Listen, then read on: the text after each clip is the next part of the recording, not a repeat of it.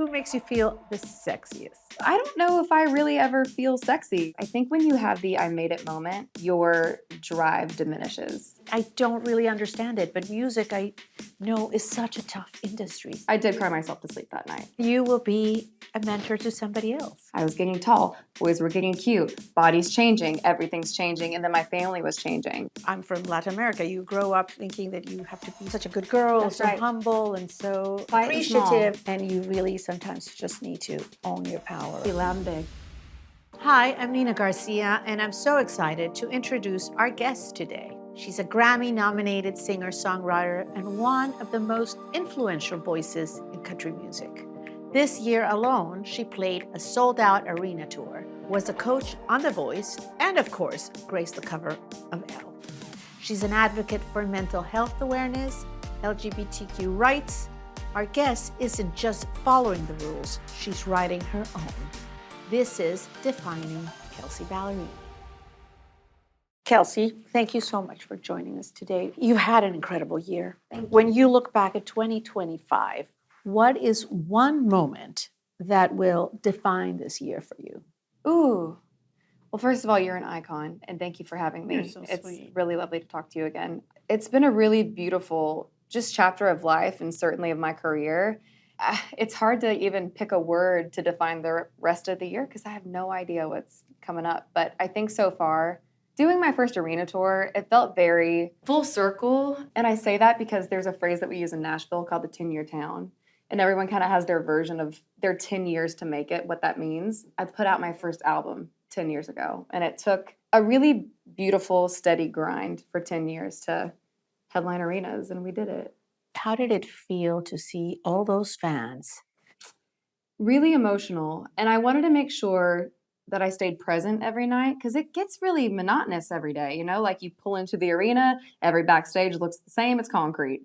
And so I really wanted to make sure that I was like taking inventory every night. That's why we kept it to 35 shows and didn't make it longer because I was like, I want to make sure that I can remember something in each city and just mentally document this because not a lot of people get to do that and I don't take it for granted and I don't know if I'll get to do it again.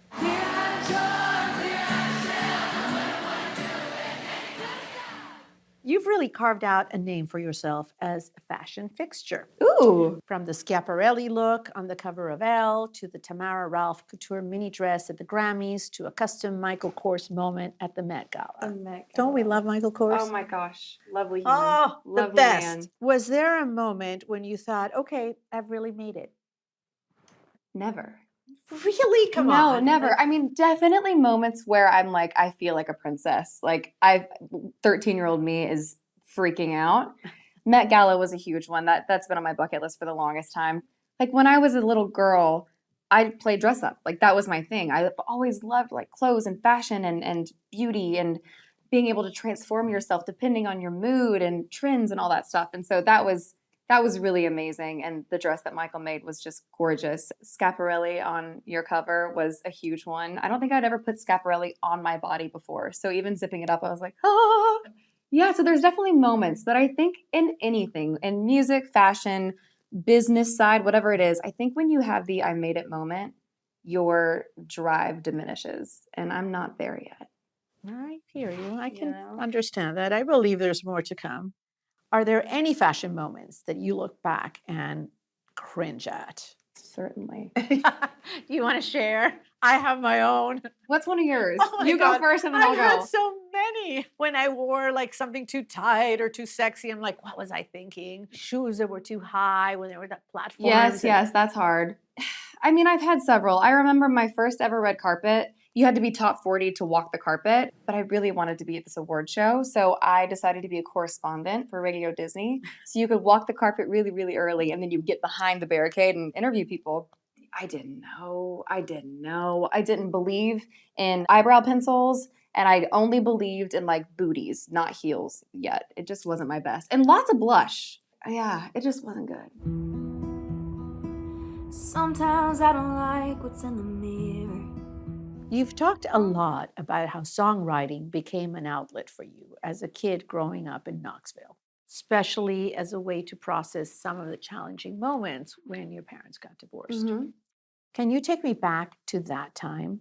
Yeah, I loved music growing up and joined the Glee Club in my high school, led worship at church for a while. I always loved it, but I didn't know that you could just like choose to be a singer, like you could choose to be something else. Like I didn't know that was a career that you could chase down.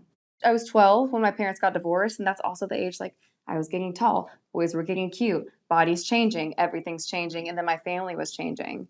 But I just would hole up in my room and I would write down all my very big feelings and I would hum a little melody. It just became a really safe place for me where I could preserve all of my thoughts about all the big feelings that I had. That was like my branch in the water that I just held on to and then got out. Interesting. Yeah. Honesty has been a theme in your music. And I think that's part of why your EP, Rolling Up the Welcome Mat, connected the way it did. Mm-hmm. Has there ever been a moment where someone told you you're sharing too much, you're being too honest, or even warned you to dial it back? I think I was the person that was the most on the defense of putting out, especially that EP, because I've always written about my life. Like it's always been honest and from like a really true origin, but I would leave out details so it could be for a 13-year-old little girl from Kansas, or it could be from, someone who's like in London their whole life. Like I wanted it to be for anyone. And then with Welcome Matt, I didn't. It was very just about my life at that moment, those feelings, very full circle to 12-year-old me with my parents, I was probably the only one that was worried about the content. Were you surprised? Very. Isn't that wild?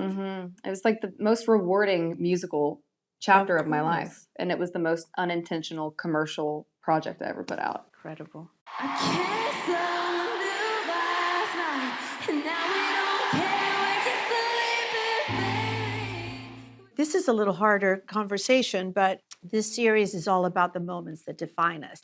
Obviously, we all know about the powerful poem you wrote about surviving a school shooting, which it gives me chills to read it. You say, I'm scared of loud noises, I'm triggered by the news, I'm terrified of guns, I'm sensitive in crowds, but I'm alive. And because of a boy named Ryan, I know what a gift that is. That is powerful and scary situation you were in. Can you talk about that moment and how that affected you as a teenager? That happened the 7th day of my sophomore year in Knoxville at Central High School. It's hard to even really put that into words. Unfortunately, there are a lot of people that have been in that situation or a very similar one. And I think for me, it teaches you the value of life. There was also a shooting in Nashville 2 years ago now at Covenant. I was like, wow, we're living in a world now where I've been in the room for a school shooting and 0.3 miles down the road from a school shooting. And that is a really terrifying statistic. And I think that's why I'm starting to try to be a little bit more vocal about having a stance on what I believe to be right in that space. Well, and I think that's why you also think it's so important to be present, right? That's right. Talk about you want to be present at those moments in that arena with your fans. Just want people to be safe. And you also want to be present because tomorrow anything can happen. You've lived through that. Yeah. So it really is incredible that you lived through that. I can't imagine. In your Elle cover story, you talked about owning your power and shared that your manager told you you need to stop acting like you're new here. Yes. Can you talk about that situation when you felt like you stepped into your power? I mean, we all go through that. Definitely. What is that like? For me, at least, it was stemming from the fact that I was so grateful to be in these rooms finally. Like being at the CMA Awards and being at the Grand Ole Opry, I was like, I can't believe that I'm here. At the same time, I had worked my ass off for years and years and years, and nothing was handed, nothing was given. Like it was truly work. I'm grateful to be here, but you have to match it with that knowingness of I deserve to be here. Right. And maybe this is just like the Southern woman in me, but being like, yeah, good job me feels so icky. And I think I've learned from watching powerful women and having amazing peers in my life that the women that I want to be like and that I really look up to are the ones that are like, here are my wins, here are my misses, here's where I want to grow, here's where I'm killing it. Here you go. This is my roadmap. And I'm like, I want to be like that. So I think it's a journey for all of us. I'm from Latin America. You grow up thinking that you have to be so such a good girl, That's so right. humble and so Quiet and small. appreciative. Yes, quiet and small. And you really sometimes just need to own your power. Be loud and big. Speaking of owning your power, you have achieved so much in your career. Yet, as a woman at the top of her game in country music, it is still difficult to get radio play. Your fans are upset when you left the ACMs without a win earlier this year. As someone on the outside of country music, this shocks me. Why do you think this is happening? I wish I had a good answer for this, or I'd probably sleep a little better at night. I had 7 number ones, and then one day I just didn't anymore. I still put in the work, and I still show up and put out songs that are undeniably country to radio, and it's just different now, and that's okay. If this was what success looked like for those first 7 songs, and now that's shifted for whatever reason, where else can we go? Like, because I'm not going to stop. I'm not going to stop making music. So, like, where else can I fit? So I think it's just about shifting where I'm finding success. And it's the same with award shows. Like, I've never really been an award show girly. I love going. I love performing. And I really let it affect me for a long time. And now I just go, you know what? I'm happy to be in the conversation. I know that I have value here. And this is not where I find my success. Good for you. I did cry myself to sleep that night. That is true. So I say But this, so did but your I fans. need to be honest with you. Like, it's you know, it's always it's upsetting. this. It's very upsetting. yeah. And it's to me, it's shocking. I don't really understand it. But music, I know, is such a tough industry. It's tough. Who are the women in the industry that you lean on for support? I've recently gotten to know Sheryl Crow a bit, and she is just the actual Webster definition of a badass. She really is. She's so lovely and gritty and cool and warm. I love Wynonna. I wish I could be around her all the time. She's incredible, and it's been a gift to get to know her. Really early on in my career, Taylor was a huge mentor and friend to me and really changed my life by sharing my music before anyone had heard it. Kelly Clarkson, I would die for Kelly Clarkson. I talk about her any chance I can. I make it weird. I love her so much. So I'm lucky to have really pillar women in my industry that I can call and I can ask the hard questions to. And you will be a mentor to somebody else. I hope to be. Yes, you will. I hope to be. We're going to wrap this up with a game of Inner Circle. I'm going to read you a scenario, and you have to tell me who in your life would be there for you at that moment. I love this. Who's bailing you out of jail? Not that we want you to go to jail. I hope I don't go to jail. I'm calling Reese Witherspoon. That's a good one. That's a good one. Who's hyping you up before a big moment? My mom, Who are you texting when you want to talk a little shit?